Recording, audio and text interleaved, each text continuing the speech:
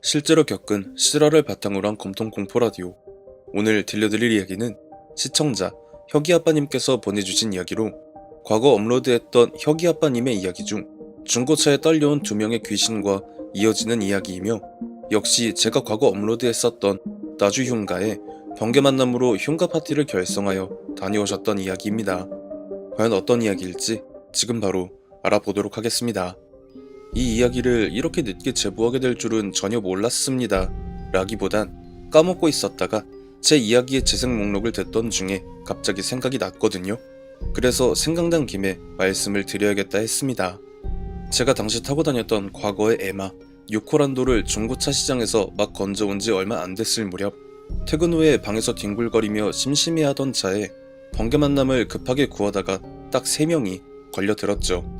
처음엔 흉간이 뭐니 말을 하지 않고 거의 납치 비슷하게 가려는 계획을 가지고 혼자 낄낄거렸지만, 희한하게 그런 사람들만 꼬였었던 건지 만남에 나온 3사람 전부 흉가 얘기를 꺼내며 화기애애한 분위기가 연출이 되니 들떠있던 제 심장은 어느새 차갑게 식어버렸고 김이 팍 새서 창밖만 보고 있었더랬습니다. 그러다가 모임에 나왔던 여자 2명 중 1명인 A양이 저에게 이렇게 말을 하더라고요. 사실 같이 나온 B양하고 자기가 일행인데 나주에 있는 흉가에 가려고 번개 만남 채팅을 기웃거렸지만 차를 가지고 있다는 사람을 계속 찾지 못하다가 제가 걸려든 거라고 하며 함께 갈 생각이 없냐는 말이었죠. 여기에 마지막 남자 일행인 오군 역시 자신도 같은 생각이라며 저를 끈질기게 설득했고, 결국 여기에 넘어간 저는 그들을 차에 태운 뒤 조수석에서 지도를 보며 방향키를 잡은 오군과 함께 이런저런 이야기를 하며 그 기억조차 하기 싫은 거지 같은 곳을 향해 출발했습니다. 그렇게 절반쯤 왔다는 생각이 들며 슬슬 피로감이 몰려올 때쯤 갑자기 여자 일행 중 1명인 B양이 외마디 비명을 지르면서 온몸을 바들바들 떨길래 갓길에 차를 세우고 무슨 일이냐고 물어봤고, 그녀의 자초지종을 들어보니 대략 제 차를 다른 누군가가 운전을 하며 자신을 헤아려 했다는 요상한 꿈 같은 걸 꿨다고 하더라고요. 그래서 일단은 차를 세워둔 상태로 그녀를 오르고 달래며 진정을 시킨 뒤에 계속 함께 할 거냐고 물어봤죠. 그녀는 그래도 일단은 멀리 와버렸으니 다시 되돌아가면 자기 때문에 계획이 틀어지는 게 아니냐며 가겠다고 했습니다. 이게 참... 그때 그냥 차를 돌려서 돌아갔어야 했는데 그때 왜 그런 그녀의 결정을 받아들였었는지 후회가 돼요. 이번 이야기의 메인 빌런은 사실 나주 흉가의 귀신이라기보단 B양이었거든요. 저는 분위기를 바꾸고자 각자 한 사람씩 잘하는 노래를 부르자고 제안하며 다운되어 있던 분위기를 억지 춘향으로 띄웠고요. 그렇게 2시간을 더 달려서 나주에 도착을 했고, 근처에 문이 열린 밥집을 찾아 식사를 마친 다음 본격적으로 그날의 계획을 정비했습니다.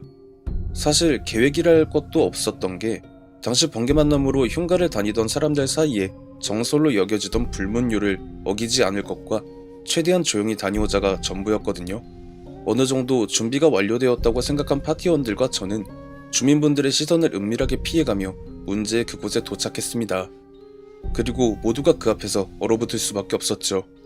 제가 보내드리는 이야기들마다 각각의 시간의 편차가 존재하기는 하지만 아마 그때까지 겪어본 그 어떤 흉가들도 감히 그곳에 갖다 비벼볼 수 있는 수준들이 아니라는 판단이 먼저 섰습니다. 가까이 가서 보고 있는 것도 아니고 멀리서 달빛이 비쳐서 외관만 겨우 보일 정도의 수준이었음에도 그 정도였거든요. 보통 흉가들이 낮에는 별거 없어 보이고 밤에 가야 진가가 발휘된다는 이야기들을 많이 하는데, 그곳은 그런 잡소리는 일체 통하지 않을 거라는 생각이 들었습니다. 낮에 와도 바지에 지릴 것 같다는 생각이 들 정도로 심각하게 무서웠어요. 그렇게 모두가 10여 분 정도 아무 말도 없이 서로 얼굴만 스캔하며 침묵이 유지되던 중에 A양과 오군이 제 뒤로 서면서 거의 울먹이다시피 하며 못 들어가겠다고 말을 하기에 저 역시 그래? 그냥 숙소 가서 술이나 먹자 이렇게 말을 하며 동조를 했죠.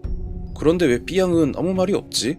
하고 주위를 둘러봤는데 B양이 온데간데 없이 사라졌더라고요. A양은 상황을 파악하자마자 화들짝 놀라서 B양에게 전화를 걸었는데 그 전화 벨소리가 당시 저희가 서 있었던 지점으로부터 상당히 떨어진 앞쪽에서 들려오고 있었기에 그 상황이 더더욱 공포스러울 수밖에 없었습니다. 저희 셋이 얼타고 덜덜 떨고 있는 사이에 B양 혼자 그곳으로 걸어갔다는 말이 되는 것이었으니까요. A양은 빨리 찾으러 가야 한다며 방금 전까지 했었던 말을 전부 잊은 듯 미친 사람처럼 그곳을 향해 뛰어갔고, 저와 오군 역시 여자들을 저런 위험한 곳에 둘 수 없다며 황급히 그 뒤를 따라 달렸습니다. 결국 들어가려 시도조차 하지 못했던 그곳에 일행 모두가 발을 들인 상황에서 B양의 핸드폰 벨소리는 점점 크게 들려왔죠. A양은 그곳의 문을 열기는 했지만 아예 진입조차 하지 못하고 발만 동동 구르고 있었고, 뒤따라서 도착한 저와 오군을 애처롭게 보며 둘이서 들어가서 B양을 찾아서 나와주면 안 되겠냐는 부탁을 하는데 상황이 참 난감했죠. 사람이 5이면 B양과 1명을 더해 남겨둘 수 있을 텐데 하필이면 4명이라 저와 오군이 그곳에 들어가면 결국 A양 혼자 남게 됐었거든요. 결국 A양을 차에 데려다 놓고 다시 올라온 저와 오군은 황급히 흉가 안으로 들어가 B양의 이름을 부르며 찾기 시작했습니다. 그런데 말이에요. 그 흉가가 층이 높다거나 규모가 그렇게 넓고 하지가 않아서 찾는다면 금방 찾을 줄 알았는데, 한번 갔던 데를 또 가고 했는데도 B양의 머리카락 한 올조차 발견을 하지 못하는 상황이 지속이 되니까 설마 얘가 차 있는 데로 돌아갔나 싶어 A양에게 전화를 했더니 A양은 전혀 그런 일이 없다며 울먹이기만 하더라고요. 그렇게 결국 경찰에 신고를 하려는 그 순간 위층에서 B양의 목소리가 들려왔습니다. 나 여기 있어. 왜 이렇게 못 찾아 바보들같이? B양의 목소리가 이렇게 가늘고 하늘거렸었나? 라는 생각과 동시에 말투는 왜 또 저렇게 비아냥거리는 것 같이 하고 있는 거지? 이 생각이 들었습니다. 그리고 옆에서 오군이 형, B양 목소리요. 저렇게 가늘지가 않지 않았어요? 라고 덧붙였죠. 막 굵직한 목소리는 아니지만 요즘 말로 하면 걸크러쉬라고 상당히 허스키한 보이스를 가져서 신선하다라고 생각이 드는 게 B양의 목소리인데, 자기를 B양이라고 말한 위층의 정체 모를 여자는 A양의 목소리와 흡사했기에 그 순간 저와 오군은 뭔가 잘못됐다라는 판단을 함과 동시에 B양을 찾기 위해 전혀 신경을 쓰지 않고 있던 흉가 내부의 모습이 눈에 들어오면서 순식간에 패닉에 빠지고 말았죠. 판단에 의거하면 일단 위층에서 목소리를 낸 대상은 흉가 안에 살고 있는 귀신이 분명했고, 저와 오군이 동시에 듣고 느낀 수많은 발소리들, 그리고 마치 우리가 발을 딛고 서 있는 이 공간이 누군가의 손바닥이며 이게 움켜쥐어지는 동시에 잡아먹힐 수도 있을 거라는 확연한 공포감, 이 상황을 마치 누군가가 각본을 짜고 연출을 한 것처럼 달빛이 구름에 가려지며 신라 같더라도 존재했던 희미한 빛마저 사라지자 저와 오군은 동시에 불문율을 깨고 비명을 지르며 서로 부둥켜 안을 수밖에 없었어요. 들려오던 풀벌레들의 소리들마저 음향을 꺼버린 것처럼 사라진 그 상황에서 계단을 타고 무언가가 내려오는 발소리가 들려왔습니다. 이에 저와 오군의 시선이 오차없이 동일하게 계단을 향했고, 저희들의 눈에 보인 건 분명 B양이었습니다. B양이 분명 맞았거든요. 달빛이 사라지면서 반사적으로 킨 후레쉬가 천장을 향해 있었기에 인상착이나 생김새를 보며 분명 B양이라고 생각했던 그 여자가 갑자기 계단에 바짝 붙어 엎드리더니 엄청난 속도로 포복을 해서 저희를 향해 다가오는 그 기괴한 모습을 보자마자 저와 오군은 정말 군대에서 체력 측정을 할 때도 나오지 않았던 속도의 뜀걸음으로 흉가 바깥으로 미친놈들처럼 뛰어나오고 말았습니다. B양을 찾는 건 경찰에 신고를 하는 걸로 하기로 하고 일단은 차가 있는 곳을 향해 냅다 달렸던 것이었죠. 그리고 차에 도착한 저와 오군의 눈에 보인 건 지금 생각해도 믿기 힘든 광경이었습니다. A양과 B양이 차 밖에 나란히 서 있는 모습과 나 찾았었어? 라고 퉁명스럽게 말하는 B양 때문이었죠. 이게 뭔 상황인가 싶어서 일단 진정을 한 다음 B양에게 물어봤는데요. 일단 B양은 흉가 안에 들어간 적이 없었고, 저와 오군과 A양이 얼어붙어 있을 때 갑자기 화장실에 가고 싶어져서 저희에게 말을 했고, 급히 볼일을 볼 곳을 찾아 숲으로 들어갔다가 나와보니까 아무도 없길래 흉가 쪽으로 갈까 차 있는 쪽으로 갈까 하다가 차에 도착을 하니 A양이 반쯤 미친 사람처럼 자신을 부둥켜 안고 펑펑 울더라. 이게 그녀의 증언 전부였습니다. 그렇다면 저와 모두가 들은 B양의 핸드폰 벨소리는 도대체 어떻게 흉가 안에서 들려왔던 걸까요? 그리고 저와 오군이 동시에 봤었던 계단을 타고 포복을 해서 다가오던 B양은 도대체 무엇이었을까요? 한 가지 확실한 건 나주 흉가는 제가 겪었던 흉가들 중 5손가락 안에 들어가는 무시무시한 곳이라는 거예요. 이 이야기가 영상으로 나간 뒤에 만일 그곳을 방문하고자 하는 분들이 있다면 극구 말리고 싶네요. 그 흉가를 전체적으로 다 겪은 것도 아니고 살짝 찍어서 맛만 본 게 그 정도였으니 만약 제대로 홀린다면 어떤 일이 일어날지 장담할 수 없다는 말씀 드리면서 이야기 마치겠습니다. 나주흉가. 대한민국의 공포 스팟을 꼽으라면 여전히 등판을 하는 레전드인 그곳은 저도 과거에 지인과 함께 철없는 생각에 방문했다가 큰 곤욕을 치른 기억이 있는 곳인데요. 저 역시 혁이 아빠님과 마찬가지인 생각으로 만약 그곳에 갈 생각이 있거나 생각이 드는 분들이라면 정말 머리채를 쥐어잡아서라도 말리고 싶어요. 현재 대부분의 공포 스팟이 흉물이라는 이유와 재개발이라는 명목으로 전부 갈려나가고 그 자리에 다른 건물이 들어섰다고 알고 있지만 이상하게 아직까지도 그 자리를 굳건히 지키며 흉물로 남아있는 나주흉가. 과연 어떤 사연이 있길래 아직까지 사람의 손을 타지 못한 걸까요? 시청해주신 모든 분들 감사드리며 구독과 좋아요 알림 설정 부탁드립니다.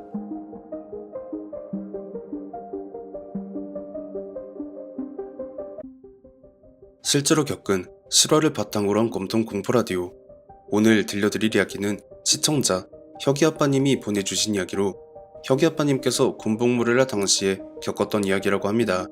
과연 어떤 이야기일지 지금 바로 알아보도록 하겠습니다. 이번엔 번개만남 흉가 탐방이 아닌 제가 군생활을 할 당시에 겪었던 이야기를 제보하려고 해요. 제가 거의 군생활이 3개월 정도 남았던 말년 무렵, 정확히 그 시점에 제 바로 맞고참이 전역을 하고 그 자리로 들어온 신병이 있었는데요. 이 친구가 정말 기가 막히게 불쌍했던 게 부모님이 두 분 다 교통사고로 돌아가시고 할머님 밑에서 홀로 자랐고 키워주신 할머님은 당시에 치매에 걸리신 상황이었던 터라 입대를 할 수 있는 상황이 아니었음에도 불구하고 2급으로 현역 입대를 했다며 그 친구를 잘 다독여주라고 중대장님께서 말씀을 하셨던 게 기억이 납니다. 그 녀석은 다른 걸 다 떠나서 집안이 그 지경이 돼버린 자기를 단칼에 군대를 보낸 나라에 대한 반감이 상당히 심했을 텐데도 내색하지 않고 열심히 잘 적응을 해서 노란 견장을 뗄 때쯤부터는 소위 말해 A급이라 불리는 엘리트가 되어 있었습니다. 그렇듯 거의 모든 게 다 완벽했던 그 녀석에게도 한 가지 문제점이 있었는데요. 그건 바로 녀석이 귀신을 보는 눈을 가지고 있다는 것이었습니다. 그러던 어느 날 녀석과 제가 대공초소 새벽 2시 근무를 함께 나갔던 날이었습니다. 그 녀석이 제 뒤를 따라 대공초소로 올라가면서 계속 움찔거리며 혼자 한숨을 쉬길래 초소에 올라가서 물어봤죠. 야, 너 귀신 보냐? 제 말에 녀석은 화들짝 놀라며 이병 정유근 아닙니다! 하지만 군생활이 막바지에 이른 제대 말년의 날카로운 촉을 그리 쉽게 간파하기가 힘들거든요.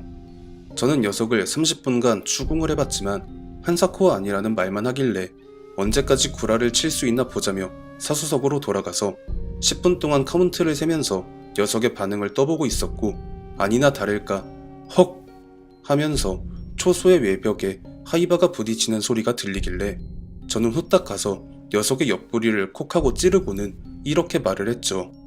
야, 부사수석 바로 밑이 묘짜리야 임마. 그런데 보통 고참이 이런 행동을 하면 곧장 차렷자세로 관등 성명을 대야 하는데도 불구하고 녀석이 제가 처음 가서 옆구리를 찌르기 전 그 자세 그대로 얼어붙어서 계속 어버버하고 있는데 자세히 보니까 녀석의 눈이 향하는 곳이 부사수석 바로 밑에 있는 무덤이 아니라 저 멀리 포상 쪽을 보고 있는 거예요. 이상하네. 포상이 있는 쪽 바로 앞은 부대와 민간인 거주 지역을 나누는 철책의 경계선 쪽인데 그 너머엔 묘짜리고 뭐고 아무것도 없거든요. 심지어 군생활을 하는 동안 부대 내에서 귀신을 봤다는 숱한 목격담들 중에도 포상 쪽 라인에서 뭔가를 봤다는 이야기는 전혀 없었기도 했고요. 그때 녀석이 돌연 제게 이렇게 말을 하더라고요. 손지혁 병장님, 혹시 포상 라인 쪽에서 과거에 돌아가신 분들이 계십니까? 이게 대관절 무슨 귀신 신나라 까먹는 소리인가 싶어서 나 군생활하는 동안 저기서 뭘 봤다는 사람은 없었어. 이상해서 그렇습니다. 포상에 올라간 오리콘 포신에 어떤 여자 둘이 있는데 계속 번갈아 뛰면서 손뼉을 맞추고 있습니다. 정말 처음 듣는 이야기였습니다. 그래서 혹시 이놈이 갈굼당하기 싫어서 일부러 연기를 하는 건가 싶어서 반응을 한번 더 떠보기 위해 포상 쪽을 보며 휘파람을 길게 불어봤는데요. 그 순간 녀석이 제 입을 손으로 턱하고 막으면서 손지혁 병장님, 쟤네들이 제일 싫어하는 게 휘파람 소리입니다. 지금 쟤들이 손지혁 병장님 휘파람 소리 내자마자 하던 행동 전부 멈추고 둘 다 똑같은 포즈로 손지혁 병장님 노려보고 있습니다. 녀석이 제게 이렇게 말을 하던 도중 갑자기 말을 끊고 포상 쪽을 보더니 온 몸을 파들파들 떨면서 계속 좆됐다, 좆됐다 이 말을 하길래 아니 뭔 상황이 왜 뭐가 좆됐다라는 건지 설명을 해주면서 말을 하던가 이제 막 들어온 신병이 나를 무시하나 싶어서 그 녀석을 초소 외벽으로 밀쳐버렸죠. 야, 지금 니 짬에 나한테 그렇게 행동하는 게 말이 된다고 생각하냐? 이 새끼 이거 완전 또라이 새끼네. 녀석은 제가 화를 내는데도 제 눈을 쳐다보지 않고 계속 포상을 보면서 좆됐다, 좆됐다 이 말만을 반복했고요. 야, 이 씨발놈아, 뭐가 좆됐다는 건지 말을 해야 할 거 아니야. 그러자 녀석이 제 눈을 똑바로 응시하면서 쟤네들 지금 누가 먼저 손지혁 병장님 잡을 거냐고 히히덕거리면서 내려오고 있습니다. 지금 거의 초소 바로 앞까지 내려왔습니다. 뭐? 뭔 개소리야 지금. 아무것도 안 보이는데. 이 새끼가 좋게 대해주니까 고참을 희롱하려고. 녀석의 말에 더욱더 황당해진 제가 작심하고 녀석을 갈구려 빌드업을 하고 있던 중에 돌연 여자들의 웃음소리가 초소 주변을 가득 채웠습니다. 이게요, 정확하게 어떤 소리였다라고 정의를 내리기가 쉽지가 않은 게 바람소리 같기도 하고 웃음소리 같기도 한데 일정한 템포로 높낮이 없이 피아노로 도레미파솔 중 도만 치는 그런 느낌이었다고 할 수 있을 것 같습니다. 한쪽이 웃고 다시 다른 한쪽이 웃고 이런 식으로 앞에서 들렸다가 옆에서 들렸다가 뒤에서 들렸다가를 반복하고 있었죠. 이 씨발놈아, 귀신 볼 줄 알면 어떻게 좀 해보라고. 저는 거의 울먹이면서 녀석에게 말을 해봤지만 녀석은 이미 기절해서 입에 거품을 물고 고꾸라진 상태였습니다. 그리고 그 웃음소리가 급기야 제 바로 옆과 뒤에서 들려왔고 저 역시 거의 졸도 직전에 도달하고 있던 그때 마, 니들 먹고 썩저리 안 꺼지나? 당시 일직사관이었던 행보관의 호통소리가 들려왔고 그 순간 저를 괴롭히던 그 웃음소리들이 싹 사라졌습니다. 행보관님은 그 자리에서 무전기로 상황을 설명하며 근무를 조금 빨리 교대해야 할 것 같다며 지통실에 있던 일직하사에게 전달을 했고 한 10분쯤 지나 다음번 대공초소 근무자들이 허겁지겁 뛰어 올라오는 게 보였습니다. 그리고 저는 정신줄을 놔버리고 말았고요. 저는 그때 받은 충격 때문에 거의 이틀 동안 내리 잠만 잤고 어느 정도 몸을 추스린 뒤에야 행보관님께 당시 상황을 전해 드릴 수 있었습니다. 새벽 시간대라 조금씩 졸음이 몰아칠 무렵 갑자기 인터폰이 켜지면서 벼랑간 여자들 웃음소리가 들렸다고 해요. 그때 행보관님은 뭔가 이상한 낌새를 채고는 당직하사에게 무슨 일 있으면 무전을 칠 테니까 졸지 말고 기다리라고 하고는 곧장 뛰어서 대공초소 쪽으로 가고 있었는데 대공초소 부사수석에 제가 서 있는 모습과 제 목을 조르며 웃고 있는 여자 한 명과 그 뒤에서 제 머리털을 쥐어뜯고 있는 다른 여자 한 명이 보였는데 무슨 인상착의가 전설의 고향에나 나올 법한 소복 차림에 탄약고를 비추는 가로등 불빛에 보여지는 여자들의 생김새가 마치 복붙을 해놓은 것처럼 똑같더라고 해요. 행보관님은 곧장 속도를 더 내서 대공초소에 도착을 하자마자 그 여자들을 향해 샤우팅을 질렀고 그 여자들은 마치 분하다는 얼굴로 포상 쪽으로 날아갔다며 그 여자들의 정체에 대해 말씀을 하시기를 행보관님이 상사 초짬에 새로 신설됐던 당시 복무했던 부대로 전출을 오셨을 즈음 당시엔 아직까지도 정리가 안 된 몇 자리들 중에서도 유독 희한하게 포상 바로 옆쪽에 풀 한 폭이 자라나지 않은 붉은 무덤 2개가 나란히 붙어있는 게 있었다고 해요. 그 무덤의 사방엔 잡초가 무성한데 유독 그 봉분이 시작되는 부분부터 새싹 한 올 없이 깨끗한 상태인 것이 너무 이상해서 섣불리 이장을 했다가 불미스러운 일이 벌어질까 싶어 차일피일 미루다가 당시 부임해온 대대장이 하필이면 천주교 신자여서 그딴 게 어딨냐며 이장을 강행을 했다고 해요. 하지만 생각 외로 진짜로 별일이 없었다가 어느 날 새로 들어온 신병에 의해 한 가지 어떠한 일이 발생을 했다고 합니다.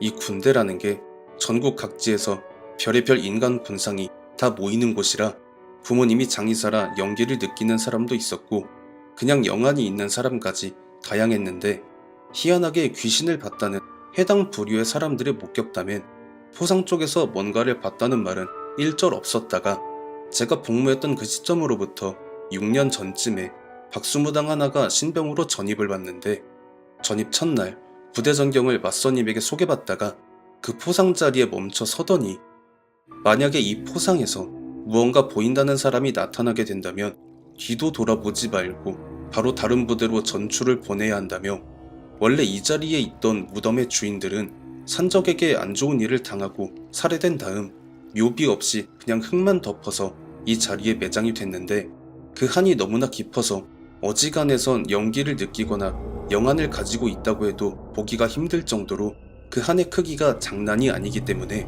만약 이들을 볼 수 있는 사람이 나타난다면 필시 그 사람을 통해 자기들의 한을 풀려고 할 것이 뻔하기 때문에 이런 말씀을 드리는 거라고 했다고 하시더라고요. 실제로 그 당시 박수무당 신병의 말이 거짓이 아니라는 걸 보여주는 일이 실제로 일어났습니다.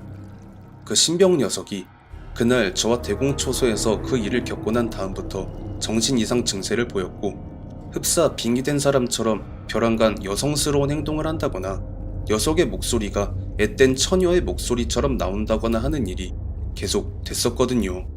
결국 당시 행보관님과 주임원사님 그리고 대대장님이 의견을 종합하여 그 녀석에게 복무 부적합 판정을 내려 녀석은 의병제대를 했죠.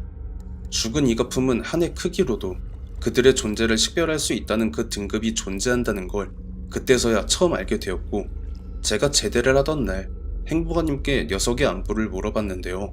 행보관님의 대답은 실로 충격적으로 녀석이 전역을 한 지 얼마 안 된 사흘이 지나던 날 결국 스스로 목숨을 끊는 비극적인 선택을 했다는 그 말에 괜한 죄책감이 몰려오며 그날의 일을 후회했습니다. 만약 제가 그 녀석에게 귀신 볼 줄 아냐고 그 말만 안 했어도 녀석이 그 더럽게 꼬인 여자들에게 해를 입지 않았을 수도 있었으니까요. 그녀들이 안 좋은 일을 당했고 그 한이 얼마나 깊은지는 알 수 없지만 왜 굳이 그 산적들하고 별 상관도 없이 나라의 부름에 의해 거의 강제로 끌려와 군복무를 해야 했던 한 사람의 인생을 도루묵으로 만들어 버렸는지 도저히 이해를 할래야 할 수가 없을 것 같습니다. 화풀이를 할 거면 비슷한 사람한테나 하던가 참 꼬여도 대배 꼬이다 못해 라면 면발이 울고 갈 정도의 인성질을 한 그 귀신들 성불은 개뿔 지옥에나 떨어지길 간절히 기도하겠습니다. 시청해주신 모든 분들 감사드리며 구독, 좋아요, 알림 설정 부탁드립니다.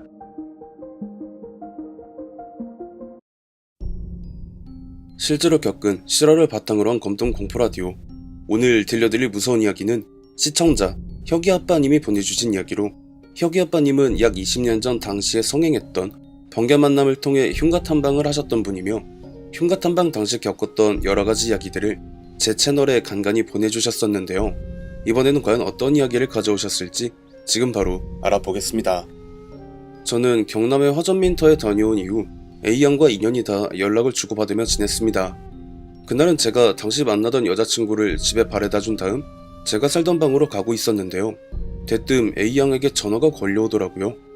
그냥 좀 빨리 와달라길래 한달음에 그녀가 만나자고 했던 일산 라페스타의 한 카페에 도착해서 전화를 했더니 창가 쪽에 자리를 잡은 그녀가 마치 넌 미끼를 물어버린 것이다 라는 얄궂은 표정을 지으며 손을 흔들고 있더라고요.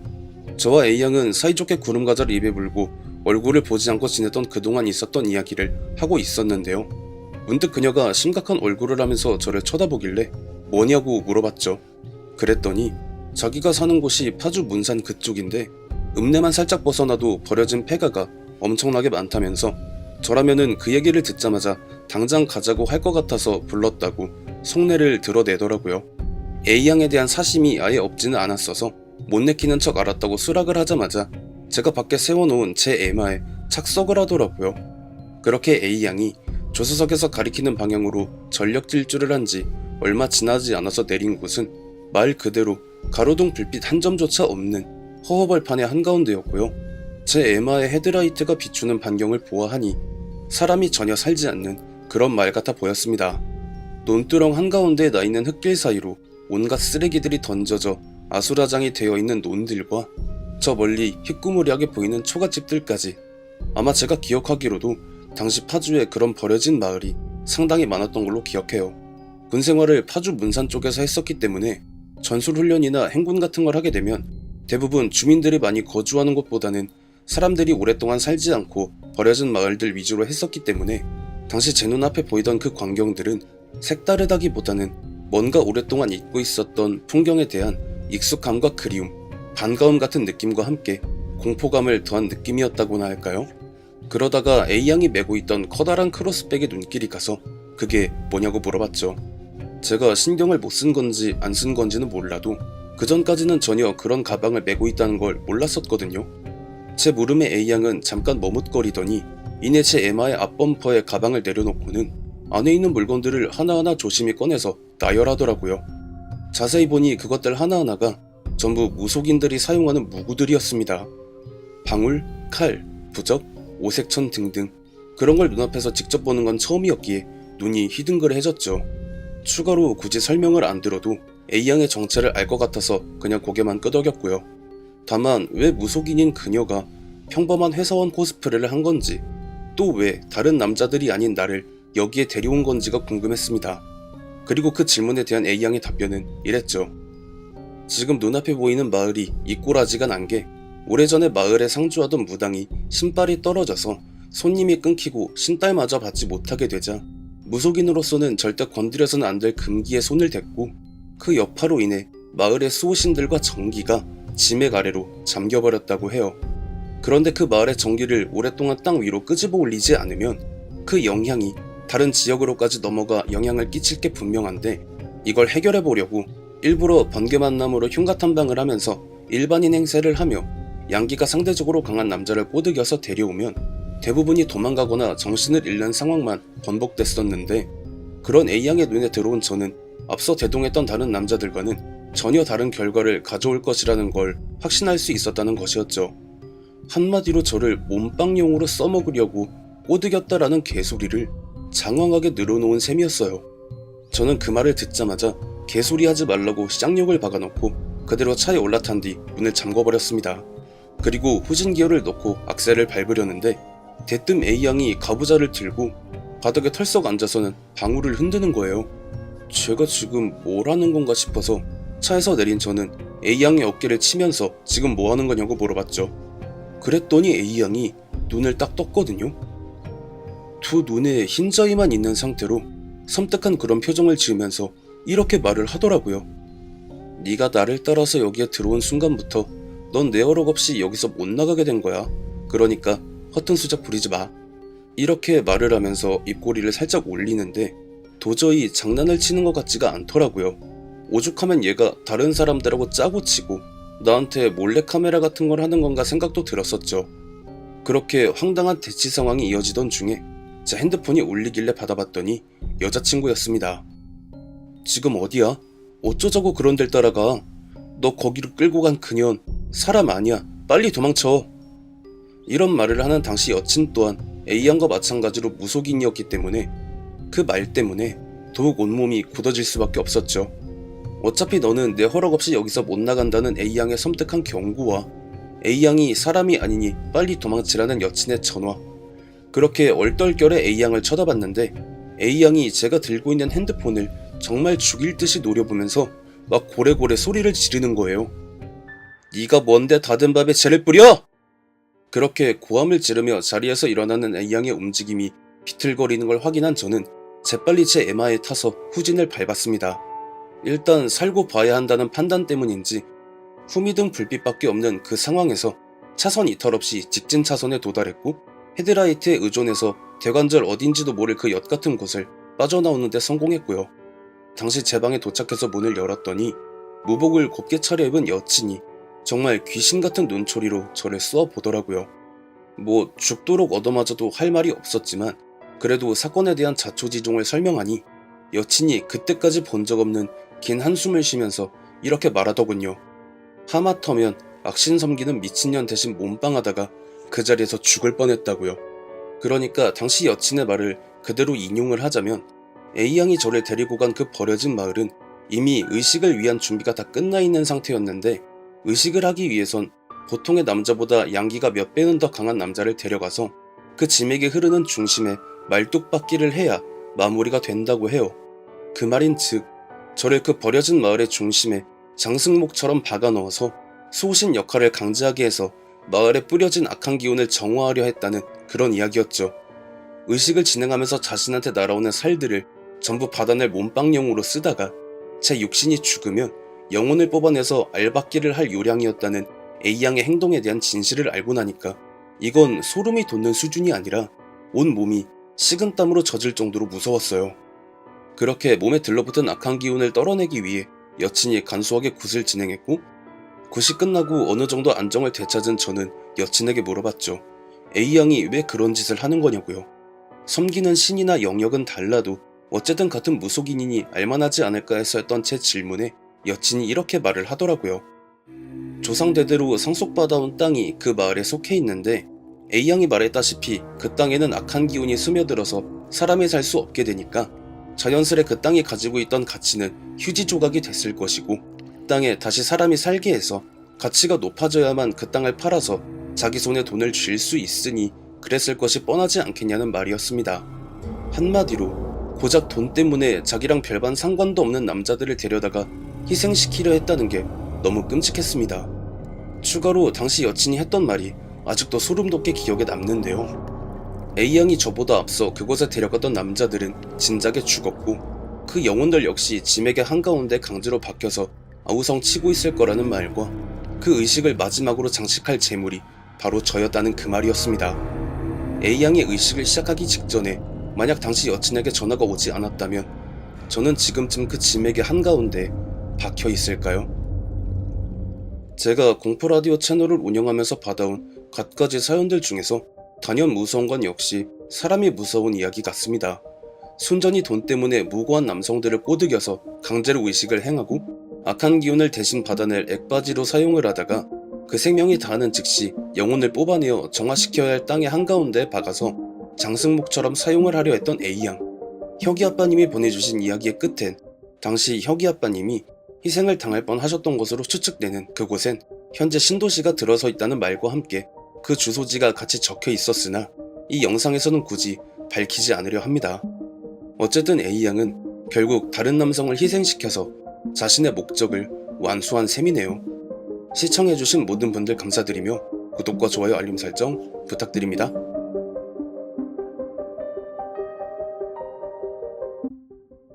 실제로 겪은 실화를 바탕으로 한 곰통 공포라디오. 오늘 들려드릴 이야기는 시청자 혁이 아빠님이 보내주신 이야기로 번개 만남으로 흉가 탐방을 할 당시인 약 20년 전에 겪은 일이라고 하며 혁이 아빠님 피셜로 현재까지 겪어온 모든 흉가를 통틀어 가장 무서웠던 곳이었다고 합니다. 과연 어떤 이야기일지 지금 바로 알아보도록 하겠습니다.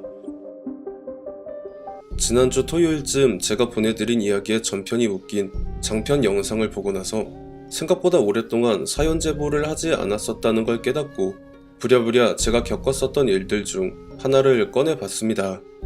그 흉가는 제가 나주 흉가를 다녀온 이후 약 4개월 정도 만에 가게 됐던 흉가이며 제 개인적인 생각으로는 현재까지 가봤던 흉가들 중 가장 무서웠고 아직도 그때 겪었었던 모든 것들이 믿겨지지 않을 정도라고 해두겠습니다. 나주 흉가를 다녀온 뒤 4개월쯤 지난 어느 날 몸을 담고 있던 흉가 카페를 열심히 뒤적거리던 중에 카페의 매니저님과 스태프들이 적어놓은 따끈따끈한 후기글을 하나 볼 수 있었는데요. 워낙에 외진 곳에 있었던 데다가 상대적으로 잘 알려지지 않은 곳이라서 별다른 대비 없이 몸뚱아리와 부적 몇 장만 들고 갔는데 생각지도 못한 것들을 보고 겪었다며 함께 갔던 스태프들 중에 한 명이 중환자실에서 의식을 차리지 못하고 있는 상황이니 무슨 일이 있어도 절대 가지 말 것과 정 가야겠다 싶으면 반드시 무속인을 필히 대동한 상황이어야 할 것을 분명히 경고하고 있었습니다. 여기에서 구미가 당긴 저는 인터넷 포털에 해당 흉가의 소재 지역과 위치를 검색해봤지만 확실히 그 어떠한 정보도 없었기 때문에 카페 매니저님께 흉가의 위치를 캐낸 다음 번개팅에 제 나름대로 상당히 자극적인 제목을 띄워서 함께 갈 용자들을 구했죠.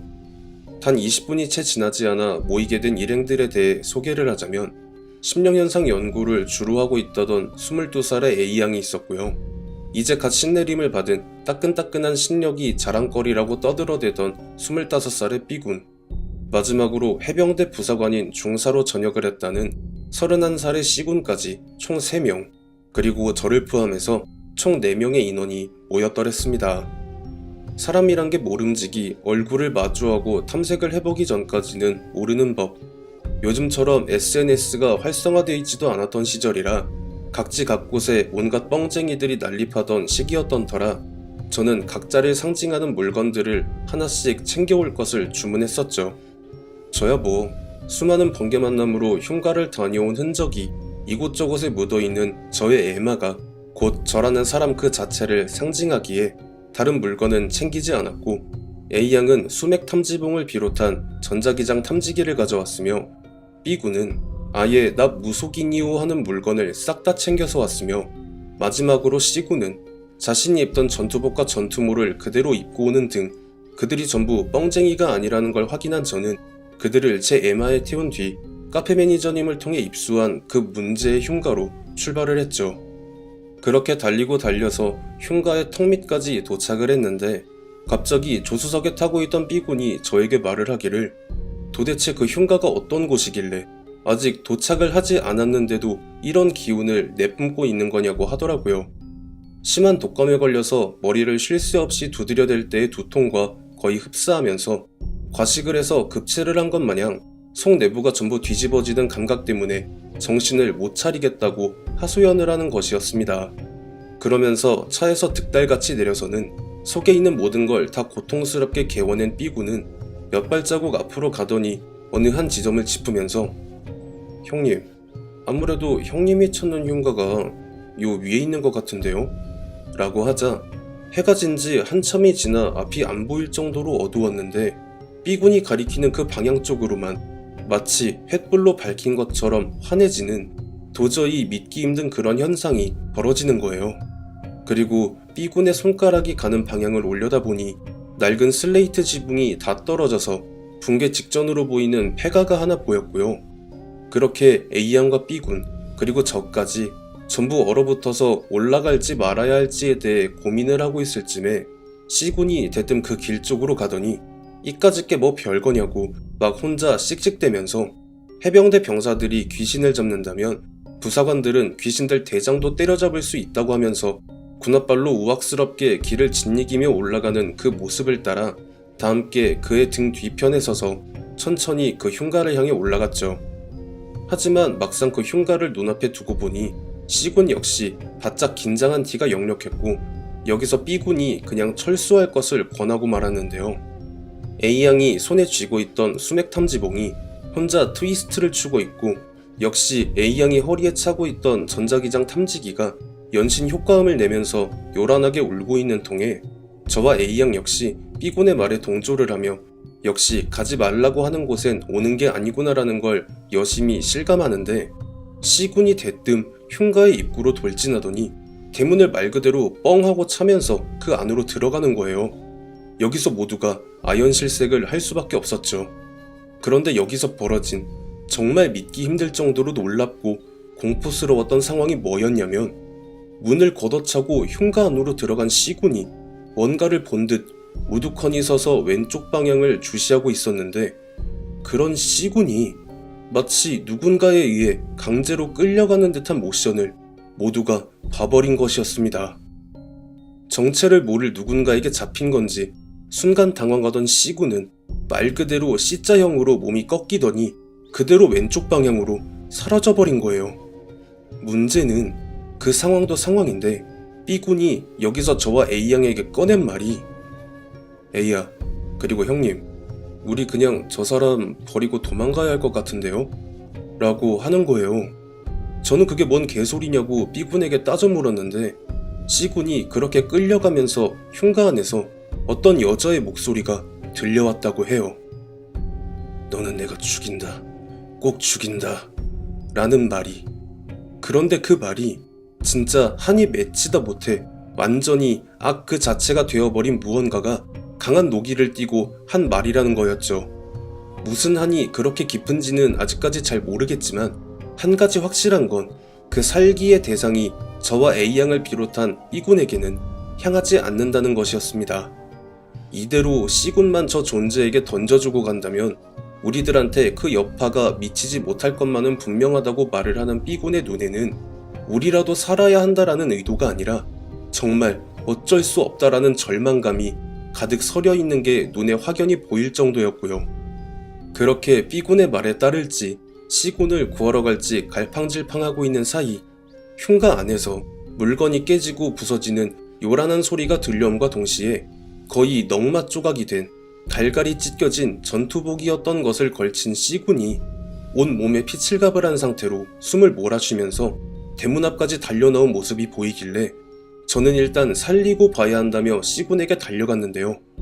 여기서 벌어진 추가적인 상황에 저는 모든 전의를 상실하고 제 온몸을 감아오는 거대한 공포에 사로잡히고 말았습니다. 전설의 고향, 일본의 그 이름만 대면 알만한 공포영화들 다 필요 없습니다. 그런 걸 눈앞에서 직접 보면 그런 건 그저 어린애 장난에 불과하다는 걸 알게 될 거예요. 얼굴 전체가 마치 칼에 난도질당한 듯한 상처로 뒤덮여 있는 옛날 옷을 입고 있는 여자가 C군의 목 전체를 칠흑같은 흙발로 조이면서 무슨 십몇 센치는 될 것 같은 기다란 손톱으로 그의 얼굴을 난도질을 하면서 마치 너네도 이 꼴 나기 싫으면 꺼지라는 그런 비웃음을 보이고 있었거든요. 저도 나름 번개만남으로 전국의 흉가 이곳저곳을 다니면서 강심장이 될 대로 된 상태라 생각했고 역시 그런 만남에서 수많은 무속인들을 만나서 귀신들에 대한 이야기를 들었었지만 통상적으로 제 아무리 원한이 깊은 영가라고 한다고 해도 사람에게 물리적으로 해를 가하는 경우는 거의 없다고 봐도 무방하다는 말을 수없이 들었었는데 그런 이야기의 끝엔 항상 만약이라는 게 존재했으며 그 만약이라는 건 인과율이라는 영가들의 세계에서 통용되는 법칙을 전부 무시해버릴 정도로 그 원한의 깊이를 알 수 없는 경우엔 성불이고 뭐고 원하는 게 아무것도 없으며 그저 원한을 사귀면서 안식을 취하고 있는 자신을 다른 제3자가 건드리면 그대로 물리적인 해를 가하는 영가들이 있다는 것이었죠. 웃긴 건 이 이야기를 C군이 그렇게 당하는 모습을 함께 지켜보던 B군이 고스란히 말을 하고 있다는 것이었습니다. 형님, 지금 쟤는 우리한테 기회 주는 거예요. 그냥 이대로 가면 해코지 없이 놔줄 거라고. 그리고 그 다음 이어지는 B군의 말은 더욱 충격적으로 저 여자의 머리 위엔 여자의 머리카락으로 온 전신이 감겨져 있는 젊은 여자가 매달려 있다고. 보아하니 다녀간 지 얼마 안 된 것 같은데 저럴 경우 영원히 육신으로 돌아가는 길이 아예 없고 저 상태로 영원히 저 여자한테 매여서 함께 있는 거라고 하더라고요. 당시 제 생각엔 왠지 흉가 카페에서 본 후기글에서 함께 갔던 스텝 한 명이 중환자실에서 의식을 회복하지 못하고 있다에 그 여자 스텝이 B군이 말하고 있는 그 젊은 여자라는 생각이 들었고 그제서야 B군을 뒤돌아보며 그가 우리라도 도망가자고 했던 모든 말이 똑바로 인지되기 시작했습니다. 아무리 그래도 어떻게 사람을 여기에 버려두고 우리만 돌아가는가 계속 머릿속에서 갈등이 펼쳐지고 있던 그때 대뜸 C군에게 있는 대로 해코지를 하고 있던 그 여자 영가가 C군을 대문 밖으로 내동댕이 치더니 마치 가져가려고 손짓을 하는 게 보이는 거예요. 저는 C군에게 다가가 그의 몸을 어떻게든 들쳐매려고 안간힘을 쓰고 있었고 그 여자 영가는 저를 보며 아주 웃긴 장면을 보는 것처럼 박장대소를 하더라고요. 그래서 반사적으로 제 시선이 B군에게 갔는데 B군은 아무 말도 없이 고개를 끄덕이고 있었습니다. 그렇게 C군을 조수석에 태운 다음 출발을 하려는데 B군이 제게 말을 하는 게 왜 저 여자가 C군을 데려가라고 밖에 던져준 것 같냐고 물어보길래 저야 뭐 가지고 놀 대로 놀았으니까 흥미 식어서 그런 거 아니냐고 답을 했죠. 하지만 B군의 말은 아까 전에 그 여자 머리 위에 젊은 여자가 꽁꽁 싸매져서 매달려 있다고 한 거 기억나냐고. C형의 영혼도 그 젊은 여자처럼 그 여자에 의해서 혼과 몸이 분리된 상태로 그 여자한테 잡혀버린 상태고 우리한테 던져준 건 그냥 빈 껍데기라고 하는 거예요. 그렇다고 당장 C군의 숨이 끊어진 것은 아니고 몇 달은 병상에서 숨을 쉴 테니까 우리는 그냥 C군의 휴대폰으로 보호자들한테 연락을 해주는 거 그거 하나만 하면 된다고 하며 이 정도로 끝난 게 천만다행이라는 말을 하더라고요. 그렇게 저와 B군 그리고 A양은 올라가는 길에 C군의 휴대폰으로 보호자들한테 연락을 해서 상황을 설명하고 인도를 한 다음 뿔뿔이 흩어졌죠. 저는 혹여나 B군에게 C군의 혼을 되찾아올 방법이 없냐고 물어봤지만 뚜렷한 목적 없이 인과율을 어기면서까지 산 사람에게 해를 가하는 존재는 제 아무리 조선 팔도의 만신들을 죄다 불러온다 한들 거래 자체가 성립이 안 되는데 무슨 딜을 어떻게 칠 거냐. 이건 애초에 그 자리가 어떤 자리인지에 대해 단 한 번만이라도 생각을 하고 움직였어야 했던 것을 어린 여자애도 있겠다 괜히 쫄아있는 모습 보여주기 싫었던 알량한 자존심의 일을 벌인 C군이 전적으로 잘못을 해버린 거라고 생각을 하는 게 마음 편할 거라는 답변만 들려왔고요. 저는 그 흉가에 다녀온 이후 그곳에 갔다 왔었다라는 걸 제 주위의 모든 이들에게 꺼낸 적 없이 근 20년에 가까운 세월을 함구하며 지냈습니다. 당연히 그 흉가가 소재한 지역이나 그 근처엔 얼씬도 하지 않았고 제가 보내드리는 이 이야기에서도 해당 지역을 오픈할 생각이 전혀 없습니다. 괜히 밝혔다가 누군가가 가서 그런 일이 또다시 벌어진다면 분명 검통님께 그 화살이 겨냥될 것을 우려하기 때문이기도 하고요. 이번 이야기는 여기서 마무리하고 다음에 생각나는 사연이 있으면 또 보내드리겠습니다. 제가 처음 혁이 아빠님께 이 사연을 받은 게 지난주 일요일이었는데요. 이 사연에 등장하는 흉가와 그 흉가를 중심으로 일어난 일련의 상황들을 읽어내려가면서 등골이 오싹해질 정도의 공포감이 들었습니다. 원한이 깊어도 너무 깊은 특정 영가가 인과율의 법칙을 무시하고 산 사람에게 해코지를 가한다는 건 일본의 공포 경험담이 아닌 이상 듣기도 보기도 힘든데 우리나라에 존재하는 영가들 중에도 이런 무서운 영가가 있다는 점 또한 정말 무서웠습니다. 시청해주신 모든 분들 감사드리며 구독, 좋아요, 알림 설정 부탁드립니다.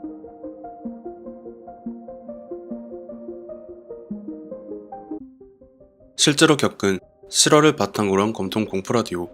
오늘 들려드릴 이야기는 시청자 혁이 아빠님이 보내주신 이야기로 늘 그렇듯 20년 전쯤 번개 만남으로 흉가를 가셨던 이야기가 아닌 최근에 다녀온 한 흉가에 대한 이야기라고 합니다. 과연 어떤 이야기일지 지금 바로 알아보도록 하겠습니다. 시작부터 이런 말씀 드리기는 좀 그렇지만 그 흉가로 인해 생떼 같은 4명의 아이들이 목숨을 잃거나 반불구가 되었고 제 아들 혁이는 아기 때 어떻게 해서든 닫아버렸던 그 영안이 다시금 튀어버리는 무수히 많은 안 좋은 일을 불러왔습니다.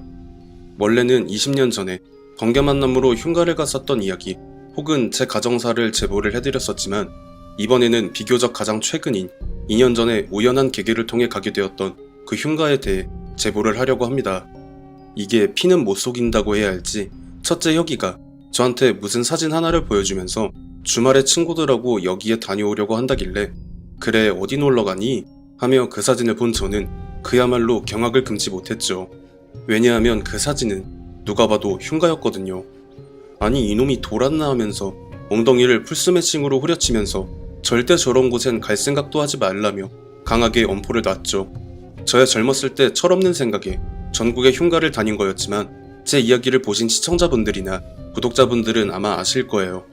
정말 눈으로 보고도 믿기 힘든 말도 안 되는 현상을 직접 목격하면서 내가 다시 흉가에 오면 성을 간다며 다짐까지 하기를 수십 번. 첫째 혁이가 태어나고 둘째 유리가 와이프의 배에 들어서고 나서야 그 지긋지긋한 굴레를 끊어낼 수 있었는데 아니 이놈이 대뜸 놀러간다는 게 강이나 유원지도 아니고 뭐? 흉가? 저는 제 아들 녀석에게까지 그 굴레를 이어주고 싶지 않았기 때문에 흉가에 발을 들이미는 순간 너와 나는 부자지간이 아니다. 호적에서 파버리겠다며 아직 중학생밖에 안 된 아이를 할 말 못할 말 다 뱉어가며 호되게 야단을 칠 수밖에 없었습니다. 이쯤 했으면 알아들었겠지 하고 한시름 놓고 한 주간을 보내고 어느덧 주말이 찾아왔을 때 저에게 혼나서 풀이 죽어있던 혁이는 제게 아무 말 없이 여행 가방을 챙겨서 친구들하고 놀러 갔다 온다는 쪽지만 남겨두고 나갔다는 걸 확인한 저는 설마 흉가에 가겠어 하며 오랜만에 친구들을 만나서 당구 한 게임 치고 놀다가 저녁쯤 돼서야 집에 들어갔는데요. 애엄마가 거실 소파에 앉아서 안절부절을 못하고 있길래 왜 그러냐고 물어봤더니 낮에 잠깐 낮잠을 자는데 꿈을 하나 꿨다는데요. 혁이와 혁이의 친구들이 비어있는 어떤 집을 서성이다가 어떤 괴한에게 붙잡혀서 크게 다치는 그런 꿈을 꿨다면서 혁이한테 무슨 일이 생긴 건 아닐까 싶어 전화를 수십 통을 해봤지만 연결이 안 됐다는 말을 하는 것이었습니다. 제 와이프가 앞날에 관한 예지몽을 잘 꾸는 편이기도 하고 실제로 그 예지몽이 대부분 현실에서 맞아떨어진 경우가 많았기 때문에 설마 이놈이 내 경고를 무시하고 흉가를 결국 가버린 건가 하며 어떻게 하지 갈팡질팡 하는데 때마침 혁이에게서 전화가 걸려오더라고요. 야, 너 이놈 새끼 이거 아빠가 저번에 뭐라 그랬어? 어?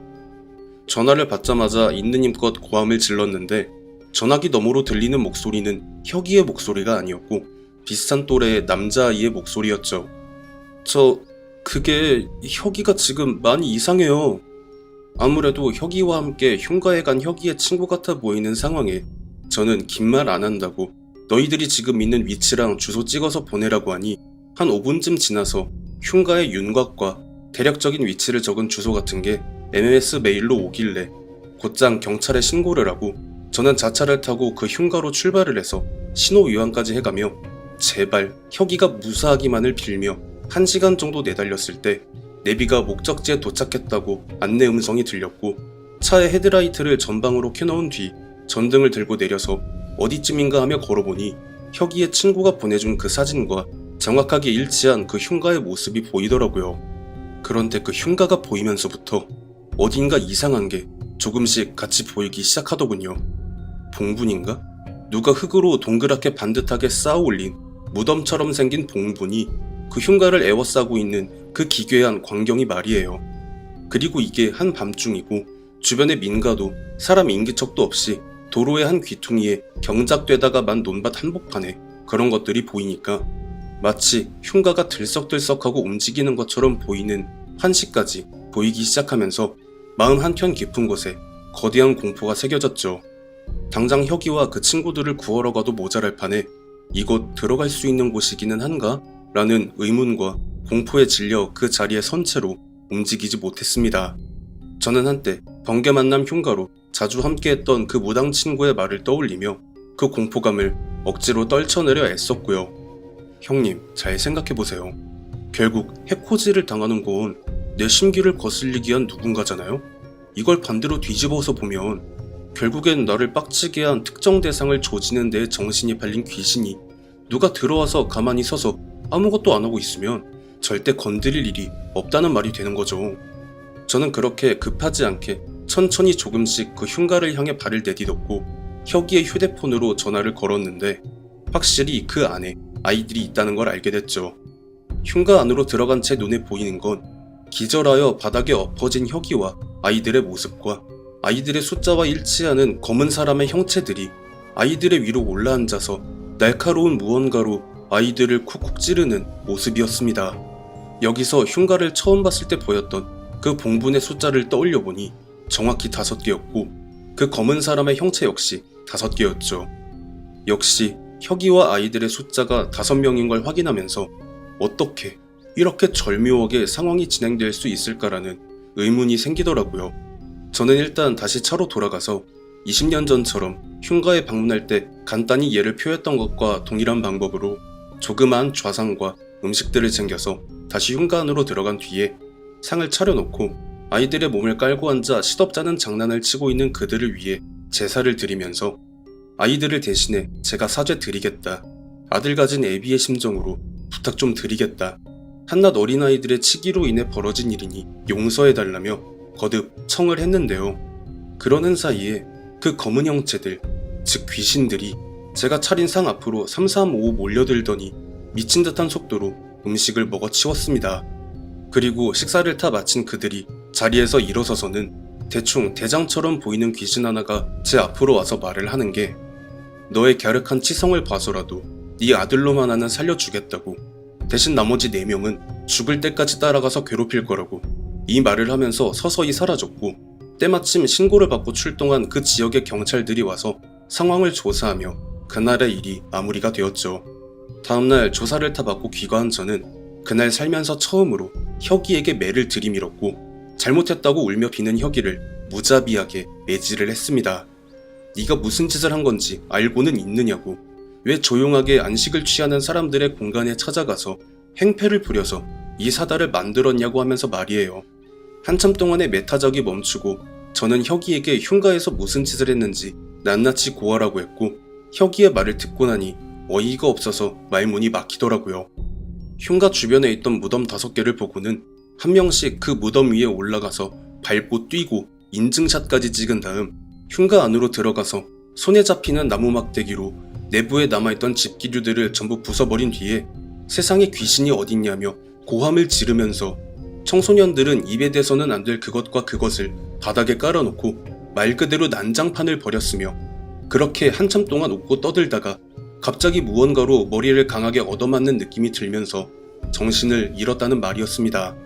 제가 20대 때 전국의 수많은 흉가를 돌아다니면서도 함께하는 일행에게 절대로 흉가 안에서 하지 말아야 할 것들을 나열하며 주의를 줄 때, 이런 짓을 했다가는 제명에 못 죽는다라고 경고한 그 모든 행위를 버려놓았으니 그 귀신들이 얼마나 진노를 했는지는 안 봐도 비디오였죠. 그나마 그 귀신들이 제 아들 혁이만큼은 제 정성을 봐서라도 그 잘못을 눈감아 주겠다고 했으니 다행이라고 할 만했지만, 문제는 혁이의 친구들이었습니다. 혁이 친구들의 부모들과 경찰서에서 만나서 무슨 일이 생기면 연락하자며 연락처를 주고받았었는데, 그 친구들이 저랑 같은 증상을 보이며 응급실에 실려갔다는 말을 전해 들은 저는 가슴이 철렁하고 무너져 내리는 느낌을 강하게 받을 수밖에 없었어요. 여기에서 내 아들은 괜찮다고 말했다간 어떤 일이 일어날지 몰라. 저도 지금 아이 병간호하고 있다고, 애가 열이 39도가 넘어간다고 거짓말을 했고요. 그리고 얼마 뒤에 흉가에 함께 갔었던 혁이의 친구들 중 2명이 원인 모를 발작과 발열에 시달리다가 결국 세상을 떠났다는 충격적인 이야기를 듣게 됐습니다. 여기에 나머지 2 친구는 먼저 떠난 2명과 같은 증상을 보이다가 결국 식물인간 신세가 되어 겨우 목숨만 부지하고 있는 상태로 중환자실 신세를 지고 있죠. 그리고 혁이는 목숨을 건진 대가로 귀신들을 보는 눈, 영안이 튀어버렸고, 이는 현재 진행 중인 이야기입니다. 제가 제보했던 이야기 중에 혁이가 아직 아기일 때 시세보다 3천 정도 싸게 들어갔던 그 빌라에서 혁이가 귀신을 보는 듯한 모습을 보였었고, 이렇게 해서는 안 된다며 무속인을 불러서 혁이의 영안을 닫은 적이 있었는데, 그때 했던 노력과 고생이 전부 혁이의 잘못 때문에 물거품이 돼버린 거였죠. 2 아이의 아빠가 되면서 나의 잘못된 행동으로 아이들에게 안 좋은 일이 일어날까 하는 우려로 흉가행을 완전히 중단했기 때문에 별 문제 없겠지 하며 살아온 지난 날들이 파노라마처럼 눈앞을 스쳐 지나가며 눈물 한 방울에 소주 한 잔씩 들이키며 속으로 쓴물을 삼키는 저를, 이미 일어난 일이니 앞으로 혁이를 잘 보살펴서 안 좋은 일이 일어나지 않게 막아주는 것이 부모된 도리가 아니겠냐며 토닥여주는 와이프와 함께 그날 태어나 살면서 처음으로 많이 울었던 것 같습니다. 이 이야기를 듣고 계실 여러 시청자분들과 구독자분들께 당부드리고 싶은 것은, 흉가를 재미삼아 갈 수는 있습니다. 이것은 사람이기에 자유의지에 따라 얼마든지 할 수 있는 행동이기 때문에 어쩔 수 없는 것이지만, 살아서 찾지 못한 안식을 죽어서 찾기 위해 사람의 발길이 닿지 않는 멀리 떨어진 곳으로 숨어들어 안식을 취하는 영가들에게 최소한의 예의를 차리시길 바랍니다. 재미로 찾아갔다가 그 대가로 목숨을 내놓는 불상사는 일어나지 않아야 하니까요. 여느 때와 같은 위트와 유머가 장착된 유쾌하면서도 무서운 분위기의 이야기를 생각했지만, 이번 이야기는 그 분위기가 상당히 무겁다고 생각이 드네요. 흉가에서 절대 하지 말아야 할 죽은 자들의 안식을 송두리째 깨버리는 행위를 한 대가를 어떻게든 돌려받은 첫째 혁이와 그 친구들의 잘못이 크기는 하죠. 퇴근하고 집에서 노곤하게 뻗어 있는데 누가 갑자기 허락도 안 했는데 집안에 멋대로 들어와서 집안을 개박살내고 술판까지 벌인다면 그 누가 그들을 용서할 수 있을까요?